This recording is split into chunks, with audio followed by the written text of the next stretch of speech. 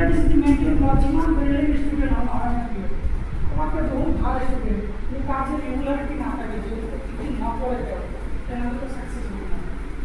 তুমি ডেইলি 1 ঘন্টা 2 ঘন্টা করে পড়া আইপিএল তোমার নামে করো, ডেইলি রেগুলারিটি মেনটেন করো 2 ঘন্টা 3 ঘন্টা যিমান পারা। যদি 1 ঘন্টা পারা তুমি 1 ঘন্টা আছে একটু করিলা বই ম্যাথ করিলা, ম্যাথ বিশেষ করে রাখি করবে যে ওখানে ধরে কেটে আবার ম্যাথ সলভ করবা তখন তো ভুলে যাবে। আর তোমাদেরকে রাত্রিপুয়া উঠিবা, রাত্রিপুয়া উঠিবার চেষ্টা করবা। আজকে তো ঠান্ডার দিন হ্যাবিটটু করবা, ঠান্ডার দিন হলেও রাত্রিপুয়া উঠিবা, এনে হলে তোমার পরীক্ষার অনেক ভালো হবে, মেট্রিক ও রিভিশনের অনেক ভালো হবে। আর রাত্রিপুয়া যেদিকে পড়িবা বিরোধী পড়াগুলা সন্তালে হয়, রাত্রিপুয়া করে আমাকে হয় পারলে নামাজ পড়িবা, হিন্দু পড়লে প্রার্থনা করিবা করি মানে পড়াখিনি স্টার্ট করিবা। আর সায়েন্স তোমার সায়েন্স আর ম্যাথ এগুলো মানে প্রতিদিন তোমাদের প্র্যাকটিস করতে লাগে। তাৰপিছত ইংলিছ এছামিছ এইবিলাক তোমালোকে টেষ্ট কৰিম, মেট্ৰিকৰ কাৰণে টেষ্ট কৰিম।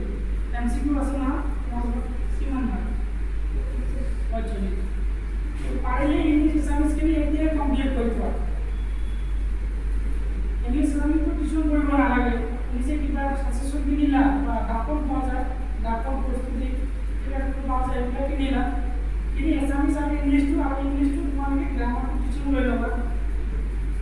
গ্রামার কোর্সে টিউশন লবা, নহলে গাছারও বলো গ্রামার ভালো জানে গাছারও পড়াই দিব গ্রামার। আর তোমালোকে এছামিছ কিনি মেইন বুক পড়িবা, সদায় মেইন বুক পড়িবা, যিকোনো সাবজেক্টের মেইন বুক পড়িবা, তেতিয়াহে তুমি এমসিকিউটো সলভ কৰিব পাৰিবা। মেইন বুক নপঢ়িলে নোৱাৰা, কোশ্চিনবিলাক সব তোমাৰ ভিতৰৰ পৰাই দিব। টেক্সটুৱেল কোশ্চিন মানে বৰ্তমান কম আহে, এমসিকিউ মানে সব ভিতৰৰ পৰা দিয়ে, কনচেপ্ট দিয়ে। তাৰপিছত তোমালোকৰ ছ'চিয়েল ছ'চিয়েলটো আপুনি তিনিটা পাৰ্ট, হিষ্ট্ৰী, জিঅ'গ্ৰাফি আৰু কি পলিটিকেল, অৰ্থবিজ্ঞান, ৰাজনীতি আৰু কি ভূগোল, তিনিটা পাৰ্ট না হিষ্ট্ৰী, সমাজ বিজ্ঞান তিনিটা পাৰ্ট না। তো এইবিলাকত তোমালোকে ভালকৈ পঢ়িবা। সমাজ বিজ্ঞানটো বহুত চন থাকে, চনবিলাক ভালকৈ মনত ৰাখিবা। তাৰপিছত তোমালোকে কি কৰে ইংলিছ এছামিছটো পঢ়িলা, ইংলিছ এছামিছ মানে ডেইলি আধা ঘণ্টা 1 ঘণ্টাকৈ পঢ়ি ল'বা এতিয়াৰ পৰা ইংলিছ এছামিছটো। তেনেহ'লে তোমালোকৰ 3 মাহ হোৱাৰ পিছত কি ইংলিছ এছামিছটো হৈ গ'ল, মোটামুটি 100% হৈ গ'ল ইংলিছ এছামিছত 3 মাহত। যদি আজিৰ পৰা পঢ়া ষ্টাৰ্ট কৰা, আধা ঘণ্টা 1 ঘণ্টাকৈ পঢ়িলা ইংলিছ এছামিছ, বিশেষ কৰি এছামিছটো মানে 3 মাহত কমপ্লিট কৰিলে তোমাৰ কাৰণে ভাল। বাকী ছাবজেক্ট 5টা ছাবজেক্ট তেনেহ'লে তোমালোকৰ অলপ টেনশ্যনটো কম থাকিব। তাৰপিছত ইংলিছৰ গ্ৰামাৰ টিউশ্যনটো ল'লা, ইংলিছ পাৰ্চনটো হ'ল। তাৰপিছত পাৰিলে নিউজ পেপাৰ অলপ পঢ়িবা, নিউজ পেপাৰ বাতৰি কাকত ইংলিছতো পঢ়িবা, যাতে তোমালোকৰ কি পেজেছখিনি হয়।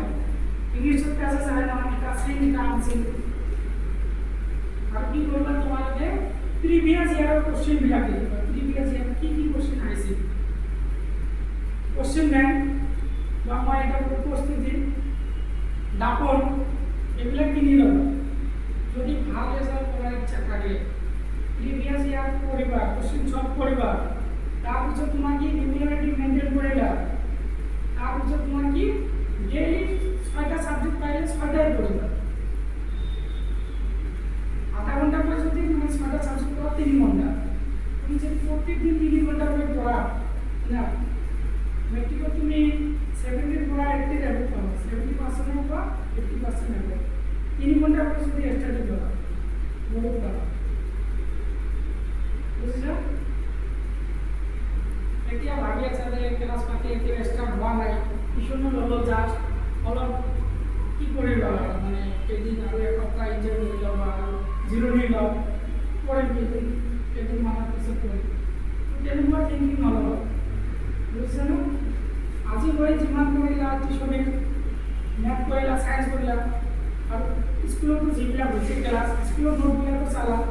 তাৰপিছত চাই যিবিলাক নতুন হৈছিলে এইবিলাক কিবা মিনিং চিনিং ছাজেশ্যন বা বেলেগৰ পৰা নোটছ কালেক্ট কৰিবা।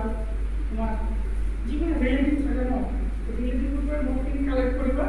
কালেক্ট কৰি পঢ়া ষ্টাৰ্ট যদি আপুনি তোমালোকে যদি 3 ঘণ্টা পঢ়া ৰেগুলাৰ মেট্ৰিকত ভাল ৰিজাল্ট পাব। ৰেগুলাৰ কিন্তু ৰেগুলাৰ লাগিব 3 ঘণ্টা, 2 ঘণ্টা কৰি 1 ঘণ্টা কৰি তেনেকৈ নহয়, 3 ঘণ্টা কৰে ৰেগুলাৰিটি পড়িবা, বহুত ভালো ৰেজাল্ট হবে।